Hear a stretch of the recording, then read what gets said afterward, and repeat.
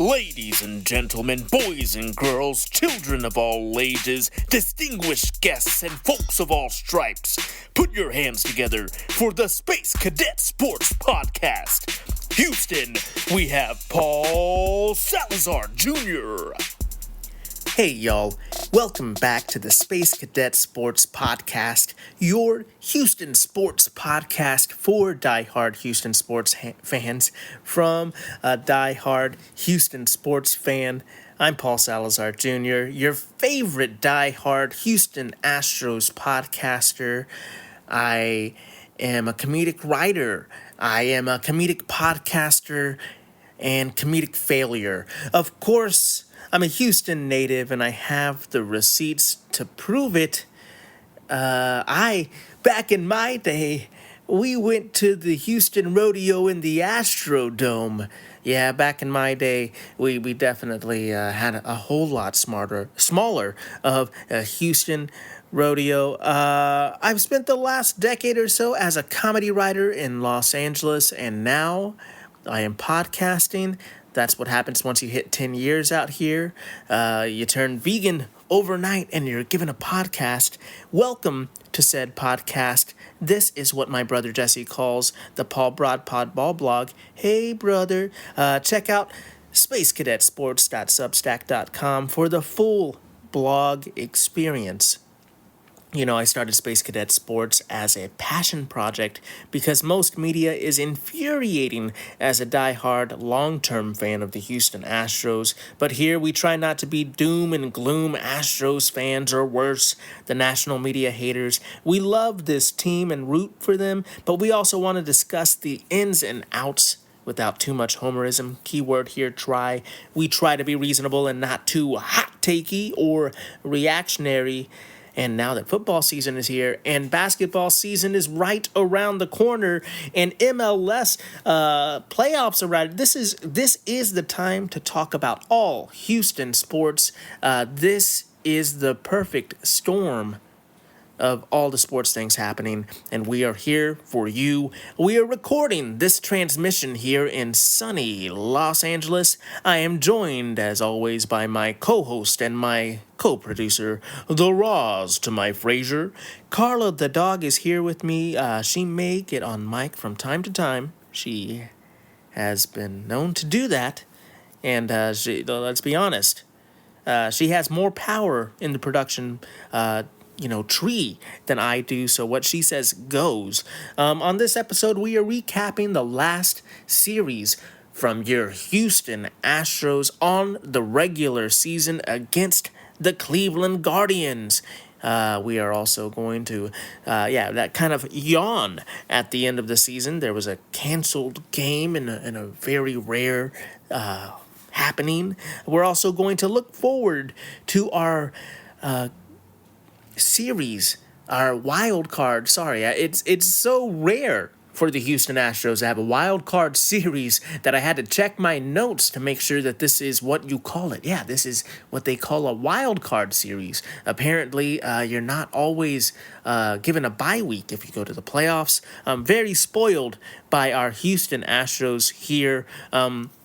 We are looking ahead to our wild card series against the Motor City Kitties, the Detroit Tigers, who came completely out of nowhere and are now in baseball playoffs. You kind of love to see it. It's you love to see that kind of a story. But as a fan of the Houston Astros, you're also like, well, time to see if we could put their season to an end. So we will talk about whether or not the Astros can do that, how optimistic we are feeling about that here in podcast land. Before we dive completely headfirst into the episode, I'm sorry, I have real announcer energy today. I started a podcast, and that takes a lot of high energy to do. So I feel like that has bled over into my performance here. I'm very much doing some goofy things that I normally don't do. But you should check out that podcast. That podcast dropped today as well. Can you believe it? Carla and I are doing double drops.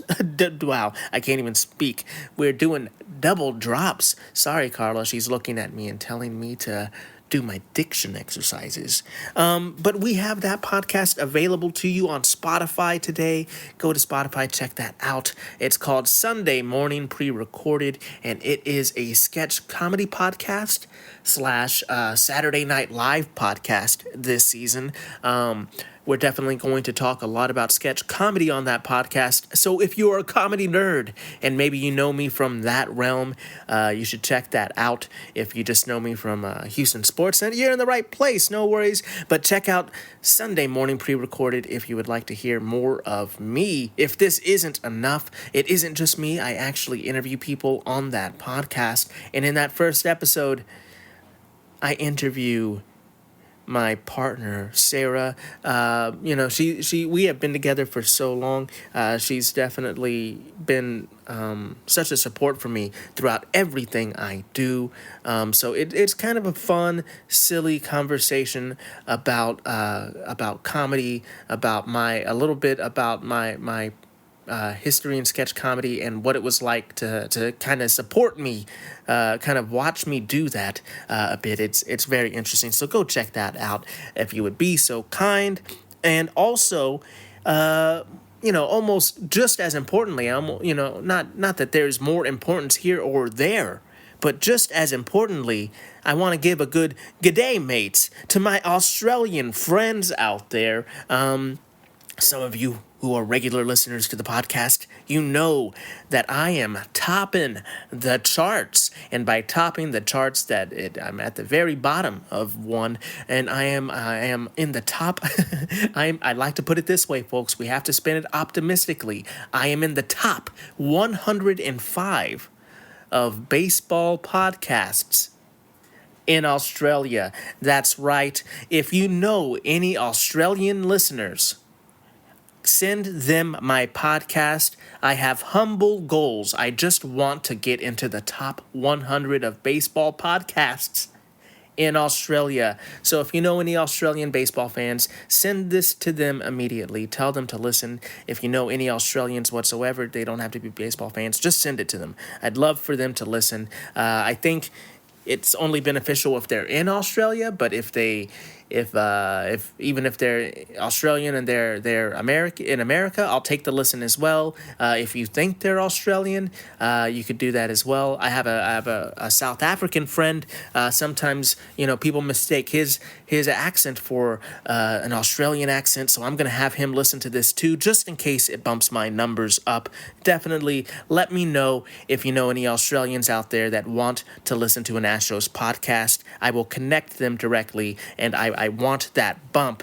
Folks, we're going to go ahead and keep moving this podcast along and talk actually about your Houston Astros, who were looking to sweep the Guardian in some games here that felt so pedestrian somehow. They were played in the rain. There were two powerhouse teams that had amazing seasons this year.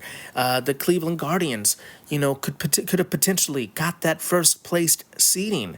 But this still was kind of a pedestrian series. I think neither team really wanted to show their hand too much, seeing that they're in the same postseason bracket.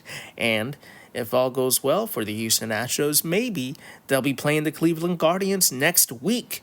I think both teams didn't want to have any injuries as they're both going to the playoffs, but they both still wanted to get their reps in.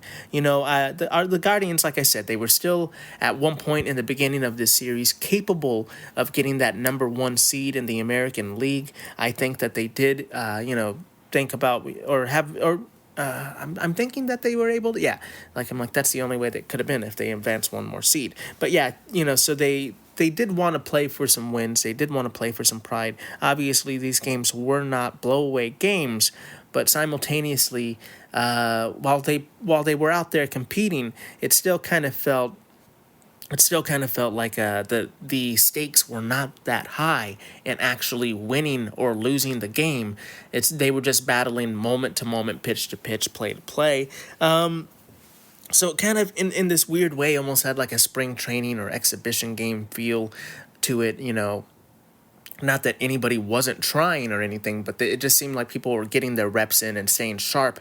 But the Astros still won 2 out of 3 games against the Cleveland Guardians. And the reason that isn't a sweep is because the third game was canceled. That's right, the third game was canceled by the woke mind virus. It just came in and then said, "That's enough, game. You're out of here. You're canceled." No, we'll get to that. Obviously, it was weather related, but let's get through the games really quickly here. Game 1 was won by your Houston Astros 5-2. Ronel Blanco Blancura continues to impress. His campaign to shut the haters up this season continues every step of the way. I've been wringing my hands a little bit. I have for those of you who listen, I have the official Space Cadet Sports Houston Astros panic meter where I've shown you where my panic levels have been all season. But if you're looking at the worry meter, my worry meter for Ronald Blanco, towards the end of the season, towards the end of summer, has really been a little high because I'm like, we don't know how many innings this guy can have. He's been pitching so well. We kind of want him for the end of the season. We didn't want what happened kind of to Taylor Scott happen to Ronald Blanco. Taylor Scott came in. He was so incredible. Like, he's truly, in a way, Taylor Scott deserves a lot of credit for, if not saving the Houston Astros season, buoying the Astros season to help them maintain some competitiveness and to win some games there and in the beginning and middle of our season. But now Taylor Scott is struggling with injuries. The last couple weeks that he was pitching, he didn't look his sharpest, and it turns out that maybe he had some kind of thoracic spine injury. So he is resting. He might be back at some point in the playoffs, but he kind of needs to take a break. He kind of, that pitching for this long in a season, eating up this many innings, is not something that I think is human. It's not something that the body does naturally. So it's something that you have to adjust to. And I'm very happy and very grateful that Ronald Blanco has been continuing to adjust here for the Houston Astros. Also in this game, Zach DeZenzo plays the hometown kid villain as he goes yard. With now that he is back in Cleveland, close to where he grew up for the Houston Astros, Zach DeZenzo kind of swapped places with Shea Whitcomb, who wore a lot of criticism, but he won the minor league baseball championship with the Space Cowboys. Shea Whitcomb had 3 errors in 1 inning and 4 errors in a game against the Seattle Mariners, the hangover game after the Astros got to celebrate winning the division. That early morning game after a late night celebration, Shea Whitcomb looked a little bad. He did not look good when he got in there for Alex Bregman. I think I'm not trying to be rude. I think anybody would agree. He just didn't look his sharpest. But it was great for me to see this young player kind of really turn it around, because he has shown lots of flashes of brilliance this season. It was hard to see him kind of get into that game and just really get the yips and struggle there when a lot of eyes are on him and he's trying to make the playoff roster. However, he swapped places with Zach DeZenzo, who was helping the Sugarland Space Cowboys get to the championship game. Shea Whitcomb swapped places with him and helped the Sugarland Space Cowboys win the championship game with a 3-hit performance and 3 RBI game. Shea Whitcomb also won the MVP of that game, and he's the Astros minor league player of the year. So, it really goes to show you that if you're not really paying attention, if you're just kind of watching clips on Sports Center or, kind of just watching clips here and there, sometimes it doesn't tell the whole story. If you watch that inning or clips from that game, you just think Shea Whitcomb's is kind of a party boy that really messed the team up and has no place in baseball. But the guy is a great player. He just had an awful inning. So it was good to see Shea do well, and it was also great to see Zach DeZenzo have a great series against the Cleveland Guardians, obviously helping the Astros in this game completely. Zach DeZenzo was 2 for 5 with an RBI and that home run, but he did strike out 3 times in this game. So as we're getting to the playoffs, those strikeouts are huge. We're kind of looking at that. Maybe DeZenzo is not going to be one of the bats brought in when you can't strike out, when you completely need a hit, but maybe he'll be in there if you're looking for some power. But also I think he's going to be a little further down the pinch hit depth chart, depending on who is starting. Let's kind of look into the pitching here real quick. Blancura, Ronald Blanco, pitched 5 innings, giving up 1 hit, 2 walks, 3 strikeouts, and he ended up finishing his season 13-6, picking up the win in this game with a 2.80 ERA on the season. And to come into relief in this game, the Spaghetti Man was there. He pitched 2 1/3 of an inning. He picked up 3 walks, and we had 4 strikeouts on this game. You don't like the walks from Spaghetti, but you like to see that he still has his strikeout stuff. He is capable of being a long relief arm out of the bullpen. To help save Spaghetti out of that inning, Bryan Abreu came in and pitched 2/3 of an inning, picking up 2 strikeouts and getting his 38th hold of the season. Bryan Abreu pitched so much for the Houston Astros. I know some people have been critical of Bryan Abreu, kind of making you worry a little too much during the season, but this guy, he was like Taylor Scott, but he didn't start off quite as strong. He really has been dominant. He's answered the call every single time the Astros have tapped him on the shoulder, and he has pitched phenomenally, and in constant pressure situations. So you kind of are happy with Abreu not pitching too frequently, having to worry about the last 2 games here because of how frequently he's been used, and you want him for the playoffs for sure. In the end of the game here, Josh Hader came in to pitch the final inning. In a non-save situation, he struggled yet again. He pitched 1 inning, giving up 2 hits, 2 runs, 2 earned runs, giving up a walk and getting 1 strikeout. Josh Hader obviously let the game get a little closer, but didn't let it get out of hand. I don't know. Obviously, this season, he was not able to beat the allegations of performing in non-safe situations.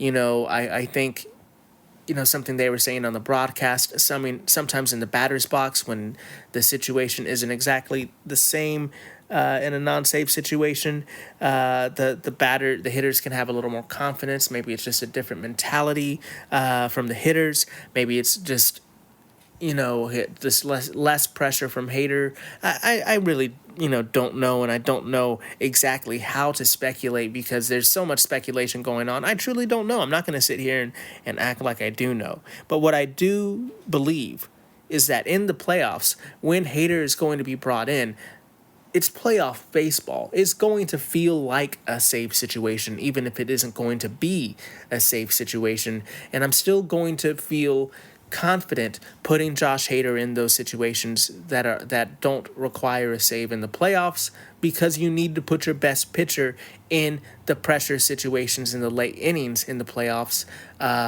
Sometimes that needs to be the 8th inning, or sometimes that's the 9th inning when it's tied. It's hard to just have a pitcher that you can only use for one very specific situation.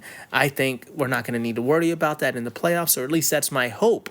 The situation is going to be so tense and so ramped up that it won't matter if it's a safe situation. Anyway, that was Paul's Pen Pals checking in with the bullpen there. Let's go ahead and talk about the rest of this offense. The Astros, obviously, having a good game offensively from Zach DeZenzo. And once again, Victor Caratini hits a homer. Victor Caratini hits a homer in this game and takes second billing, as Victor Caratini has 8 home runs, and I feel like all 8 of them have happened in a game where there was a bigger home run or more newsworthy home run than his. Except for the beginning, there was that walk-off. It's okay, Carla. poor Carla. She's over here. She's got some allergy problems. She's sniffling and having little sneezes. But yeah, I'm definitely trying to take care of her. If you have any dog care and dog wellness tips for me out there in podcast land, I'll take them. We'll definitely, trying to take care of my little baby girl here. I'll take any help I can get. But she's doing good. She's taking a little nap right next to me with her little allergies. But yeah, Altuve was 2 for 4 in this game. He got 2 runs, picked up a walk, and struck out twice.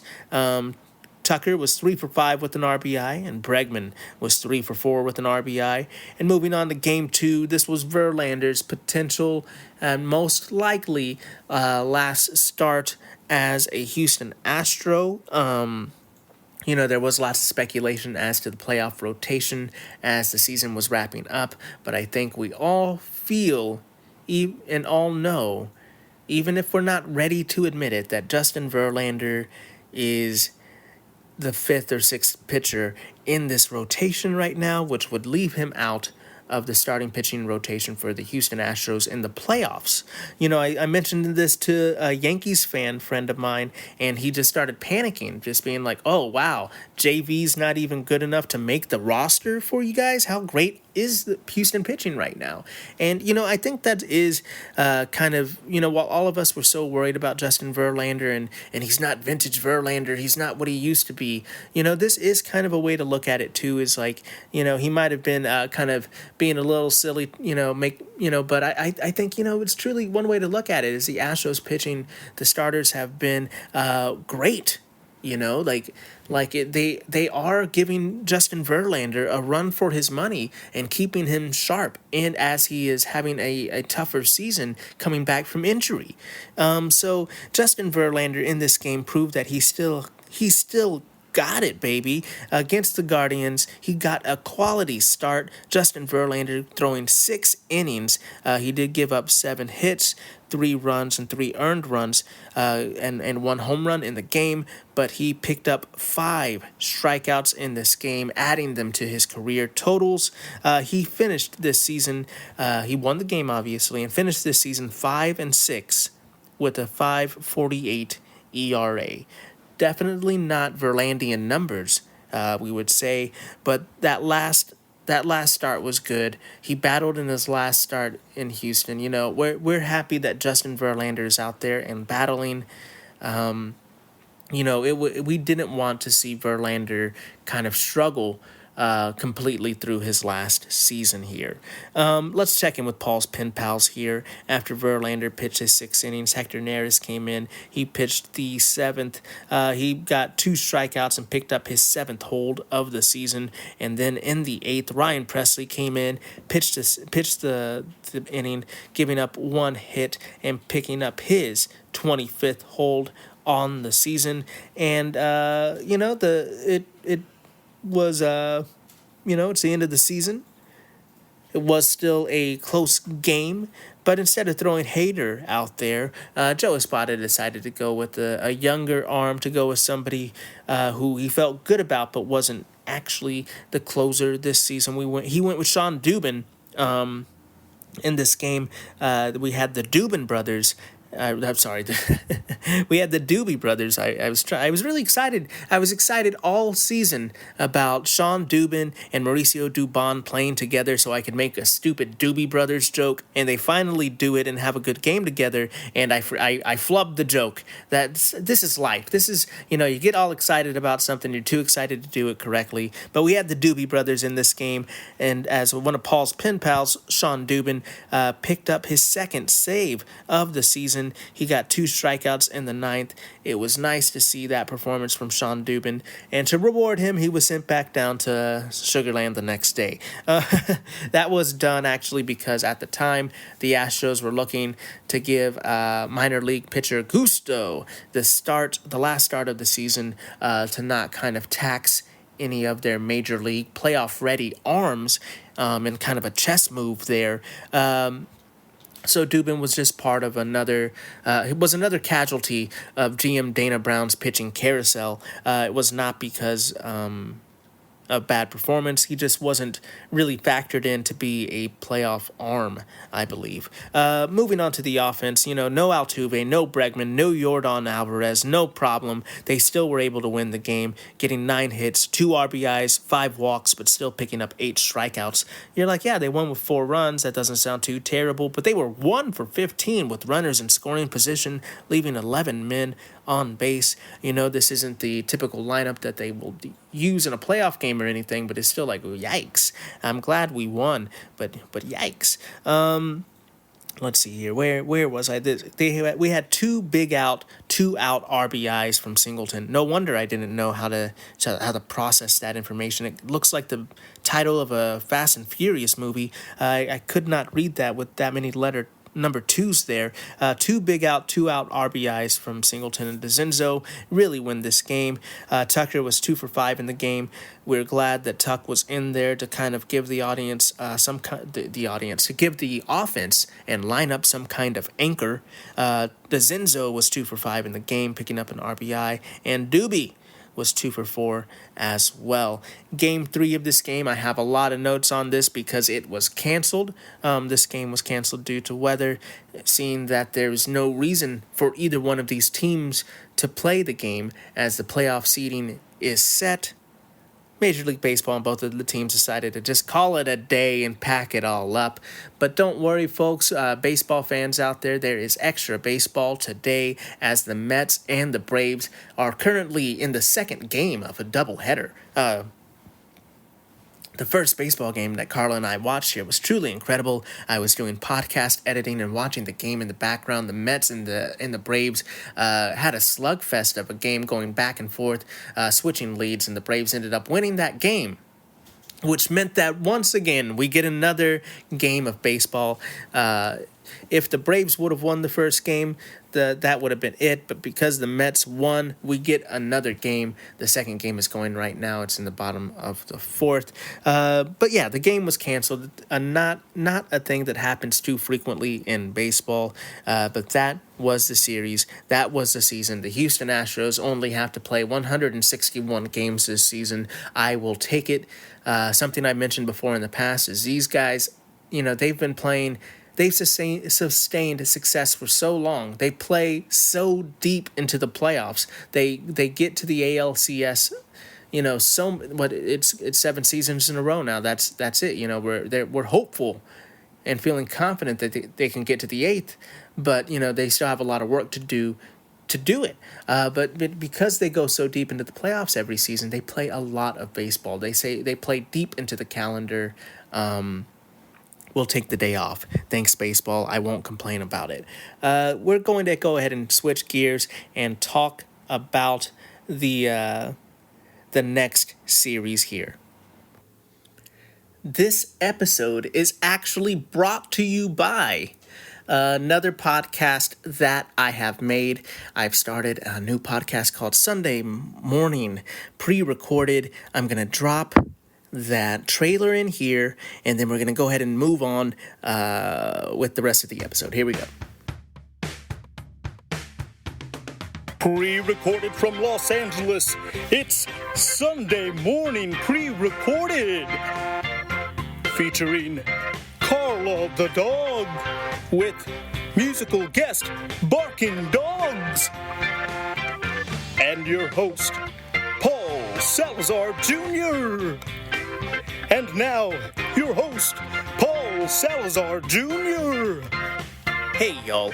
Welcome to Sunday Morning Pre-Recorded, the internet's most irreverent sketch comedy and SNL companion podcast.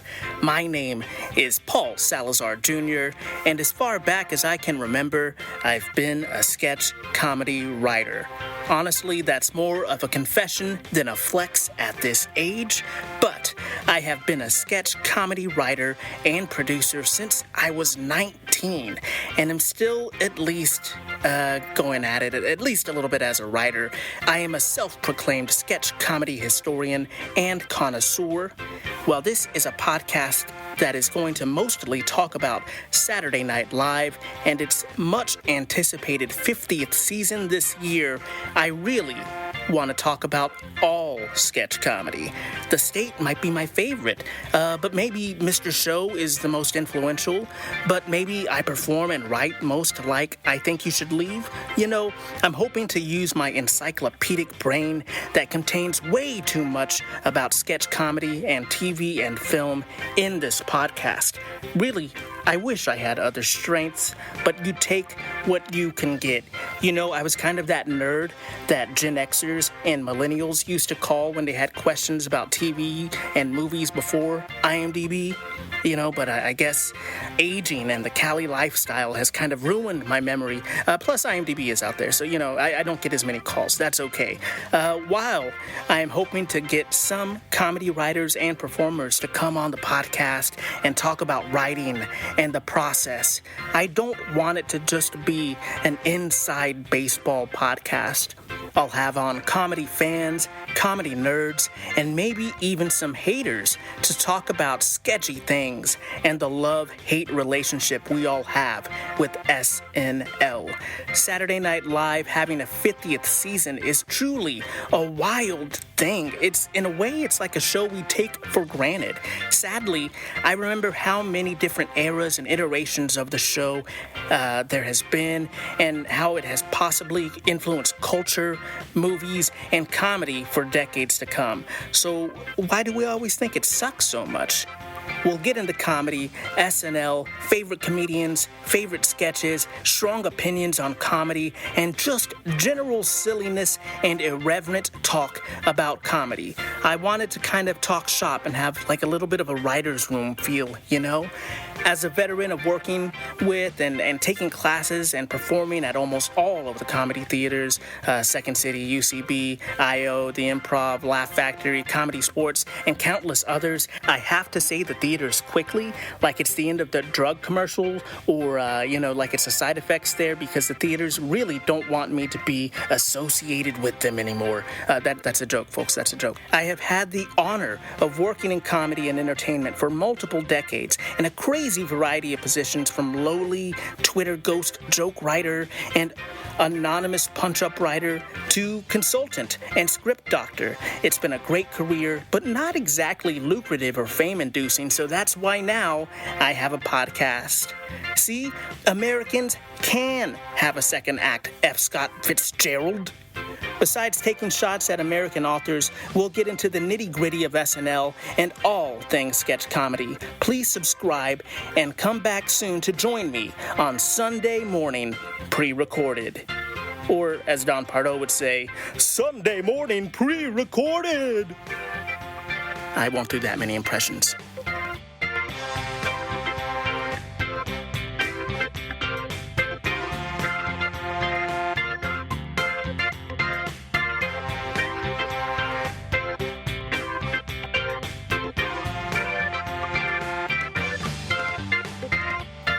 All right, folks, let's go ahead and talk about the Houston Astros Wild Card Series coming up starting tomorrow. We have the prime time spots of Tuesday, Wednesday, and Thursday baseball played at 10 a.m. Actually, I think over here I'm looking it up right now on the West Coast out here. I believe these are actually going to be morning games. These are going to be, I believe, 11 o'clock games for me.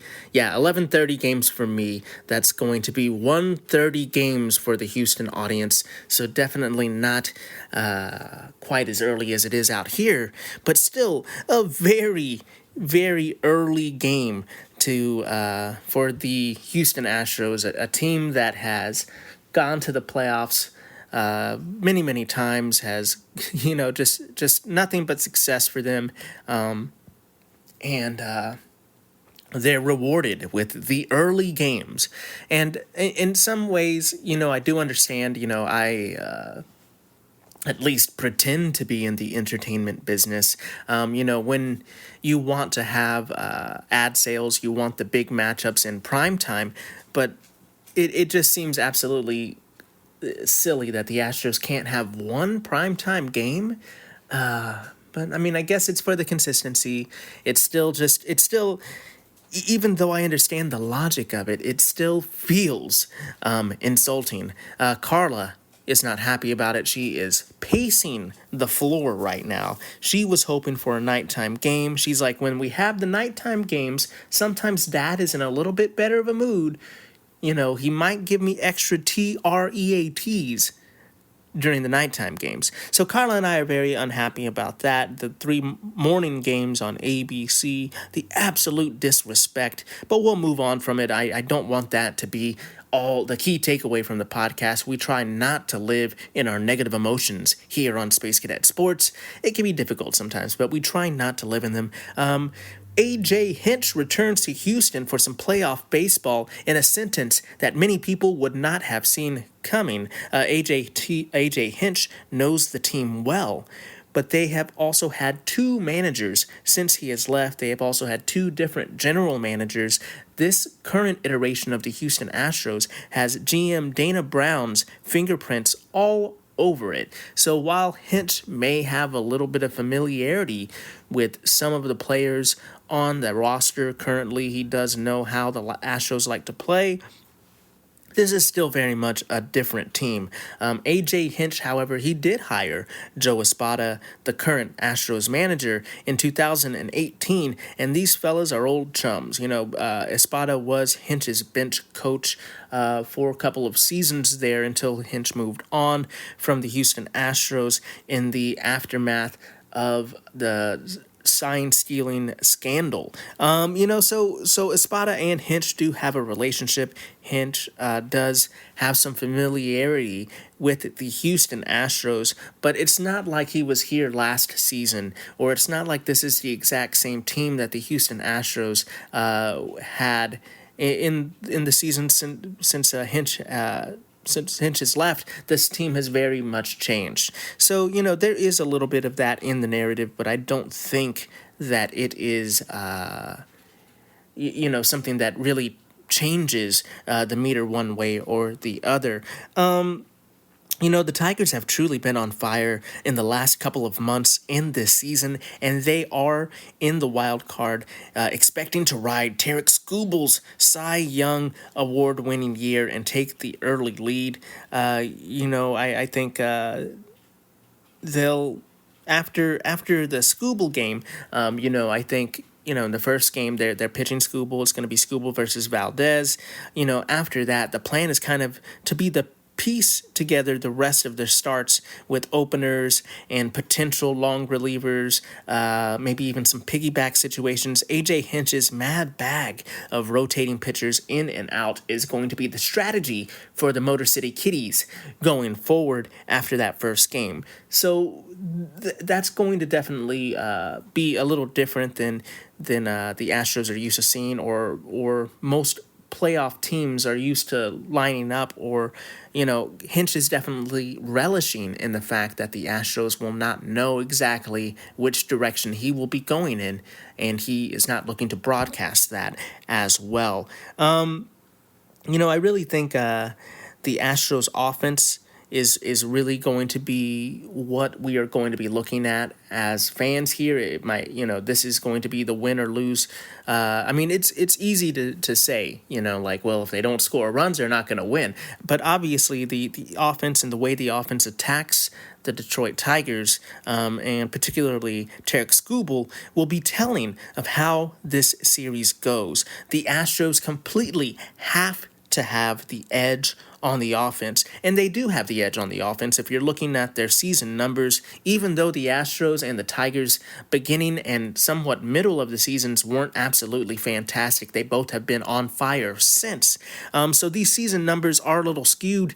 There are a lot of bad hitting in there as well, but the Astros have a season WRC plus of 111 to the Tigers 95. And the way WRC plus weighted run created weighted runs created plus works is if your team has a 100 in this stat. This is essentially the statistician saying that this is like an average team when it comes to run creation if you get to that 100 mark. So the Tigers are sub-average at 95, just barely. However, the Astros are at 111, which is over, doing better work than the average teams in runs creation. They're actually third in the American League in WRC plus for that stat. I know that some people don't have as much of a background as stats, and I know some people are complete stat heads and are probably rolling their eyes that I would even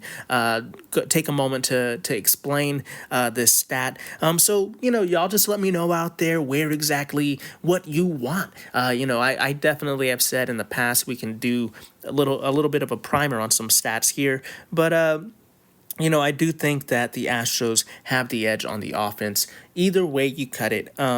So the Tigers aren't an offensive powerhouse, but if they can plate some hits and get some runs across, they want to depend on that pitching, and they want to keep it low. So because of this, I really think the Astros will be in attack mode. It's kind of what they do, and they will be trying to knock Skubal out and limit A.J. Hinch's schemes. That just seems to be the easiest path to victory, the path of least resistance.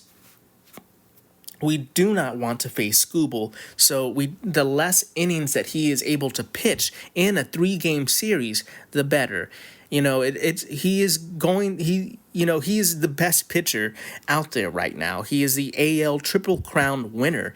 Knocking Tarik Skubal, he's not an old chewing tobacco product that old baseball players used to chew on. This guy, even though he isn't a household name, even though he wasn't the pitcher that the Tigers traded at the trade deadline, they traded Jack Flaherty away to the Dodgers. They traded away starting pitching at the deadline, but they kept Skubal because he is absolutely incredible. Like I said, maybe not a household name because he plays in Detroit, but this kid is amazing. He is who the Tigers foundation of this playoff run is built around. So the Astros, while the Tigers want this to be a low-scoring game, the Astros want this to be a slugfest in which the Tigers cannot compete and have to keep looking for different pitchers in different innings. If they could thwart A.J. Hinch's plans by knocking Skubal out early, putting the bullpen in some pressure situations throughout the game to really make him be limited in his choices, that's the key to success for the Houston Astros. They truly have it in them, but it's a little worrisome to think that they'll just go up there and start hacking, because the Astros have been better this season when they have patience through the lineup. I think with the exception of the big bats at the top and in the heart of the lineup, you really don't want to have a lot of green lights out there. Pena and Diaz, Jeremy Pena, JP3, and Yainer Diaz, we absolutely love them. But some of their at-bats this season, when the pressure is on, they really expand the zone. They swing outside of the zone. For Pena, it's a lot of swinging down and low at sliders and breaking pitches down. For Yainer, sometimes it just depends. His eyes get big and he swings at these high fastballs. Sometimes he's swinging at just anything, just because he knows he can do some damage with some power, and I think his eyes get big sometimes. So for Pena and Diaz, I think they should be more patient early on in the game, get on base, and when the Astros have the lead, that's when they start looking for power. So for guys like Pena, Diaz, Dubon, and Myers, who I think will all be starting in the majority of this series, I want to see patience out of them at the beginning of the game and let the bigger bats, set things up for the bigger bats to do damage early. And hopefully, as the Astros get runs on the board, these guys can kind of start looking for some more power and start swinging a little bit harder. But leaving it up to kind of the bigger at-bats to take those big swings, and for the bottom of the lineup to kind of just get on base and keep the pressure on the pitcher by having him throw pitches. That's just to kind of balance out the probably fast at-bats that will happen if the Astros are in attack mode. So I'm hoping to find some patience at the bottom of the lineup for the Astros, finding a way to attack Skubal, knock him out early, but still, just not giving away at-bats, still finding a way to lengthen that outing for Skubal if some of these at-bats are shorter. The Tigers bullpen has all of the options.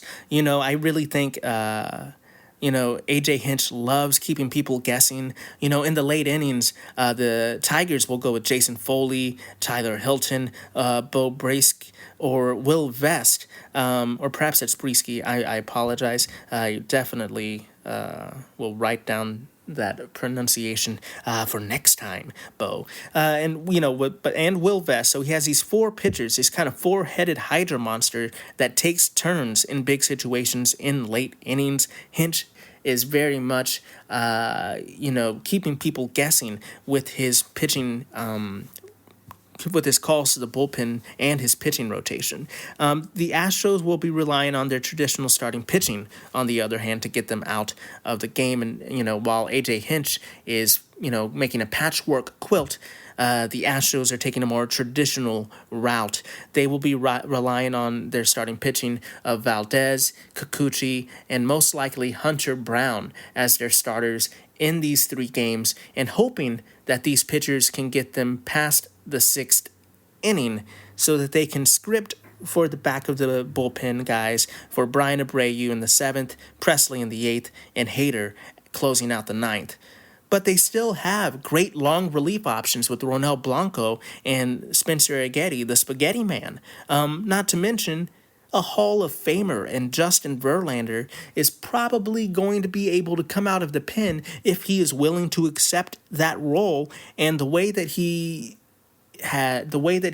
been talking, the way that he has been such a cheerleader for the team through his struggles, I feel like he's going to say that he's down. He wants to do it. I think Verlander will be able to come out of the pen, but we'll see. I don't know Justin Verlander. I'm not Ben Verlander. I have no insider information. I'm just saying I think that's how it goes. But there is the reality in which Justin Verlander shuts it down for the season because he's not completely healthy. I think, or because he's not going to make the roster. So instead of being embarrassed, he'll say, I'm not completely healthy and go on the IL. I don't know. But that, on top of their great starting pitching, they have long relief options in case something turns sideways. And I think Espada will be fine with going to the bullpen early if the game is getting out of hand in this wild card series. And then we have some good middle relief leverage guys that have been practicing in big moments with Hector Neris, Caleb Ward, and Caleb Ferguson, the two Calebs there. So I think while the Astros are looking to take a more traditional route, if one of our starters does get a little blown up, I don't think it would be the end of the world if Espada is able to get him out early to depend on this strong bullpen. Obviously, one of the big question marks for the Houston Astros is going to be Yordan Alvarez. Yordan Alvarez injured his knee sliding into second base on September 22nd. And it seemed after that, every single Astros veteran was going hard into second base, really trying to turn singles into doubles. And I was like, guys, I think we should all calm down. We already won the division. Let's not have any more injuries. This season's been terrible when it comes to injuries. Yordan Alvarez has been practicing. He has been doing baseball maneuvers. I forget the really clinical description of what he's up to right now, but he stayed back for the Cleveland series with Chas McCormick, and Yordan Alvarez and Chas McCormick are trying to rehab to be ready to come back for the Cleveland Guardians series. Now, I love Chas McCormick. We hope he's back. But if Yordan Alvarez is not back with the team, there are serious ramifications for the Houston Astros against the Detroit Tigers.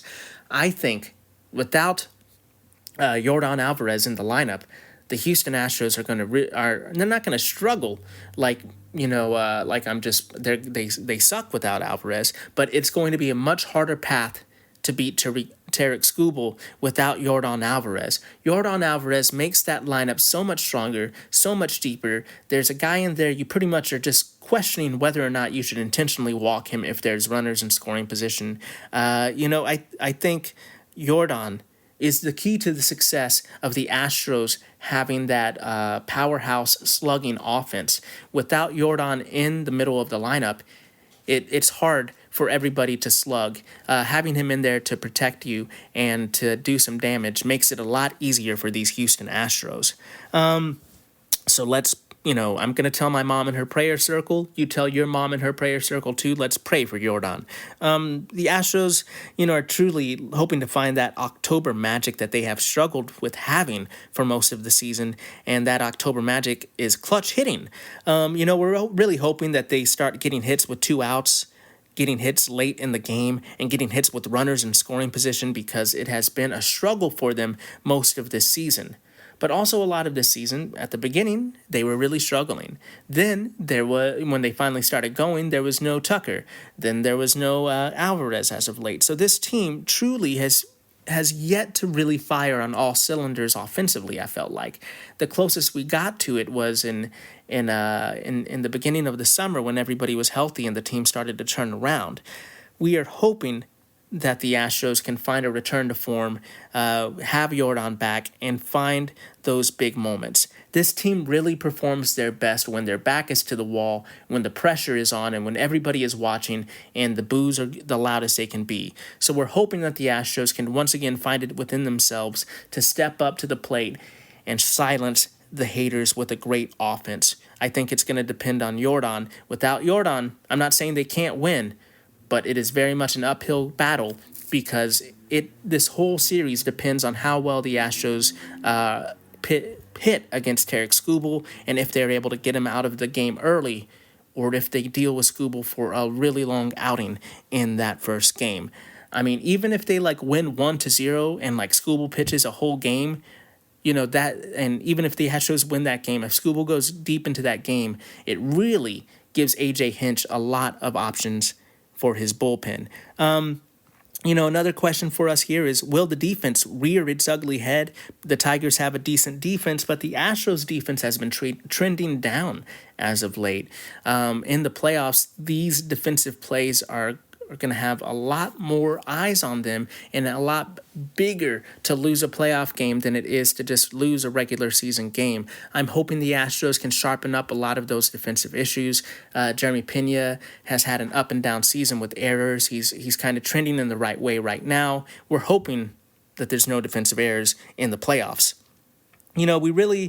We have the starters, we have the names in the back of the pen, we even have some middle and long relief. So really, I think the last question here is, which Framber will we get?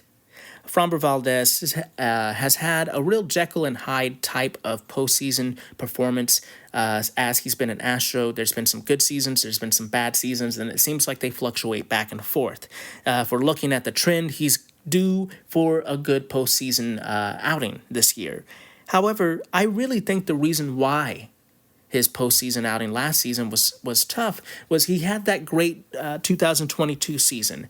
He had that quality start streak. He had a good postseason run, and then they started doing the pitch clock. Framber Valdez has a reputation that I think is unfair of being a bit of a head case, and all that means is that he gets a little emotional on the mound sometimes and needs to take a moment to kind of collect himself. And he worked with a sports psychologist to find centering exercises, kind of pacing around the mound and doing some breathing exercises that really helped him have that quality start streak in 2022 and improved his performance. He looked like a completely different pitcher after he got his kind of breathing exercises and centered himself whenever he got a little emotional during games.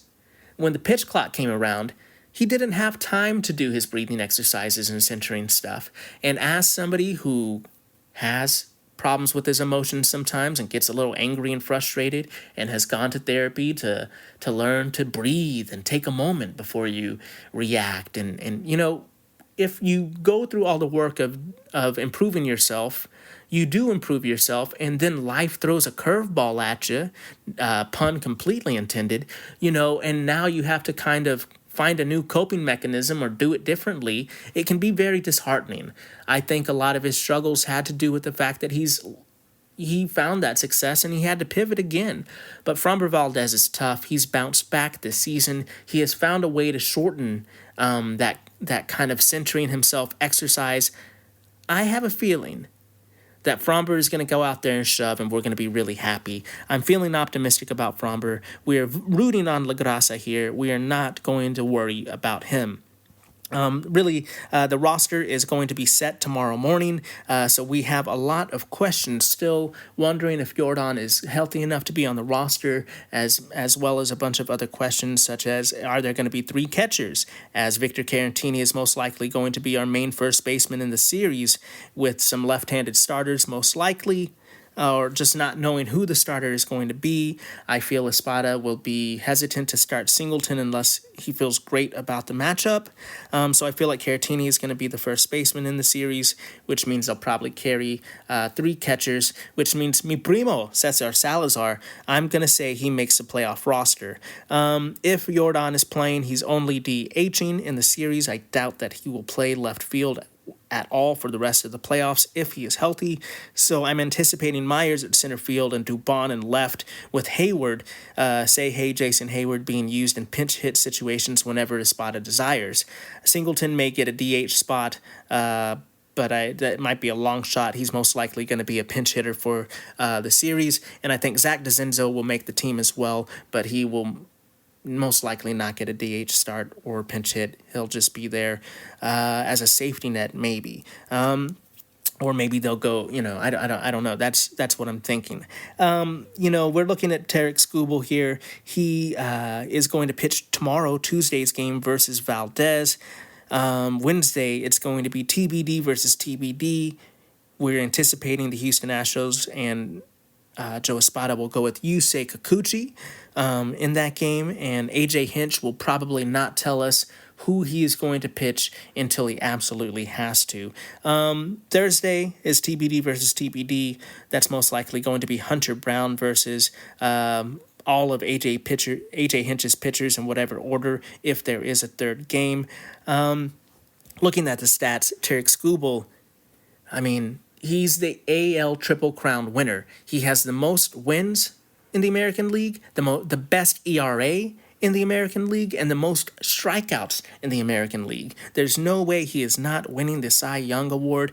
Out of all the pitchers in baseball, this is probably the pitcher that you do not want to see in the playoffs, and the Astros are facing him.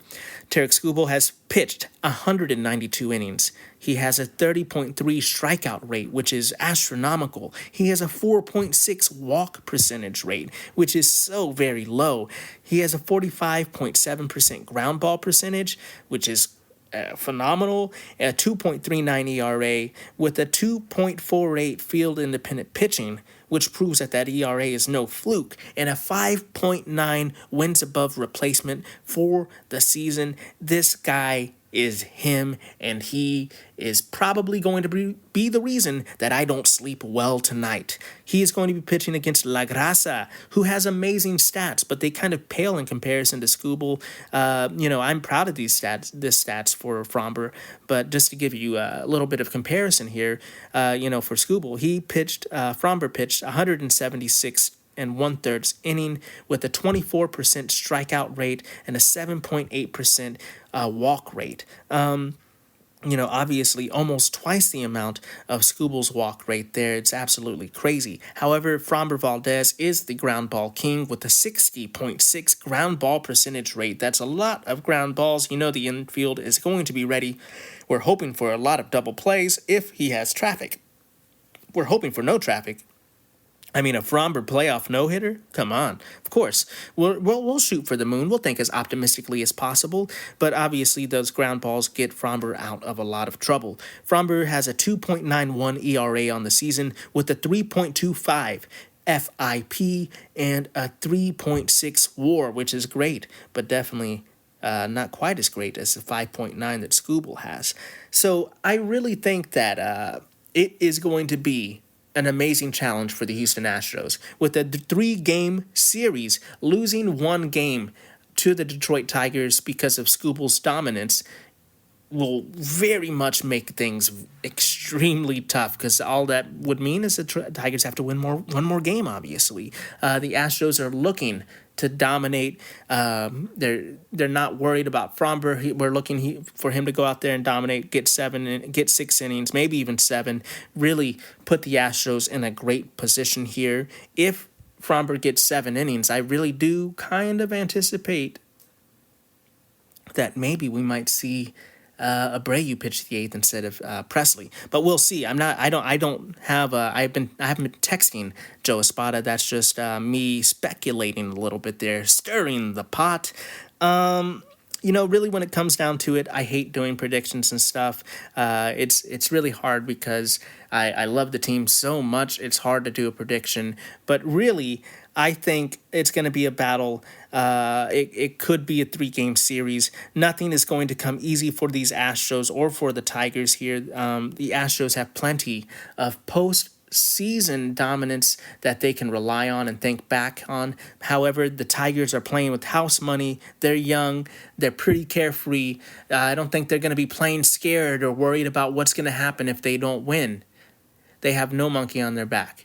I really feel like it's almost like a trap series in some kind of way, because this isn't David and Goliath. It isn't a small guy versus big guy. I really think these Tigers are one of the hottest teams in baseball, with a crafty manager willing to take risks and play with house money. He's going to have this team ready to go. I think it's going to be a 3-game series. I think it's going to be a battle.